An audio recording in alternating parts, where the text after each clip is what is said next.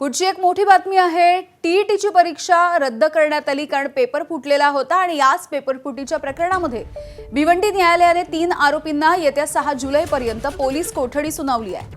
यामध्ये आरोपी धीरज बलराज सिंग, राजीव साव आणि आकाश कुमार स्वराज कुमार याला पोलीस कोठडी सुनावण्यात आलेली आहे।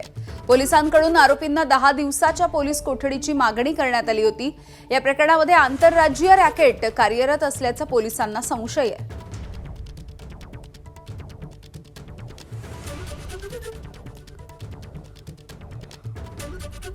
आपण एक बचाव पक्षाचे वकील म्हणून त्यांना संधी देण्यात यावी अथवा त्यांना संधी का मिळू नये अथवा का देऊ नये या संदर्भात त्या ठिकाणी आमचं आर्ग्युमेंट झालेलं आहे। आर्ग्युमेंटमध्ये त्यांचा विषय होता का आम्हाला यांचा सखोलमध्ये तपास करायचा आहे, पाहिजे असलेले आरोपी कोण आहेत त्या संदर्भात तपास करणे बाकी आहे आणि त्या संदर्भात त्यांनी ती पीसी घेतलेली आहे। तर फर्स्ट प्रोडक्शन असल्या कारणामुळे मेहरबान न्यायालयाने सुतार साहेबांच्या कोर्टाने त्यांना पोलीस कस्टडी 6 तारखेपर्यंत दिलेली आहे।